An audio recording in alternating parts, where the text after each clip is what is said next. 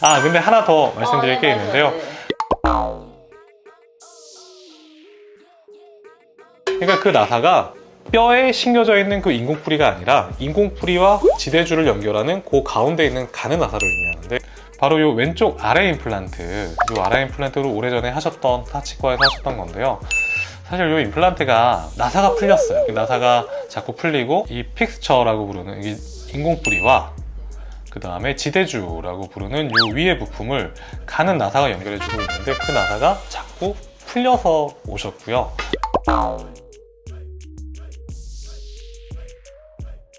보통 요 머리가 길면 좀 더 나사가 잘 풀리고요. 그 다음에 임플란트가 식립된 방향이 씹는 힘의 방향이랑 많이 차이가 나면 날수록, 그러면 좀 더 나사가 좀 잘 풀리고 잘 망가져요. 또한 임플란트가 가늘면, 임플란트 인공 뿌리가 가늘면 약하기 때문에 그래도 나사가 잘 풀려요. 그래서 이제 나사가 자꾸 풀리고 문제가 생겨서 아예 재식립을 하기로 했고요. 짜자잔! 임플란트를 제거를 해드리고요. 아예 다시 좀 더 튼튼한 임플란트를 힘을 잘 받을 수 있는 좋은 방향으로 다시 재식립을 해드렸습니다. 근데 원장님, 네. 임플란트 나사가 풀린다는 건 내가 어떻게 느낄 수 있어요? 흔들릴 때 치아가. 아, 흔들려요? 네, 흔들릴 때. 그러니까 그 나사가 풀리거나 부러지면 흔들려요. 흔들리는 걸 모를 수 없어요. 그러니 일부러 흔들어 보지는 마세요. 일부러 흔들어 보면 나사가 오히려 풀릴 수가 있으니까. 그리고 나사가 풀리는 이유는 질긴 음식을 좋아하시면, 질긴 음식.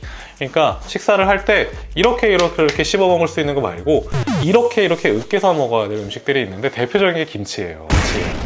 김치요?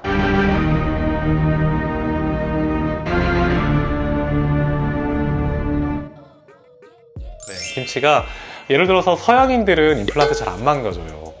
그 이유가 그 서양 식습관들 중에 뭐 김치나 이런 나물류보다는 예를 들어서 야채라도 샐러드 이런 거 아삭아삭하잖아요. 양상추 아삭아삭하잖아요. 김치가 이렇게 씹을 수 있는데 김치는 갈아 드셔야 돼요. 마치 맷돌로 갈듯이.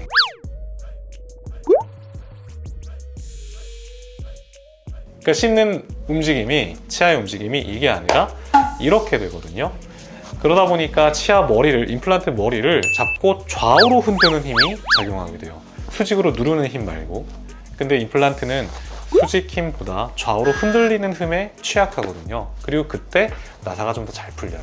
김치를 드시지 말라는 얘기는 아니고, 김치는 뭐 먹어야겠지만 오징어, 질긴 오징어 이런 건 뭐 좀 피하셔도 되잖아요. 혹은 줄이거나. 그래서 그런 음식들을 좀 줄이시면 좀 더 임플란트를 문제없이 오래 쓰실 수 있습니다. 안녕.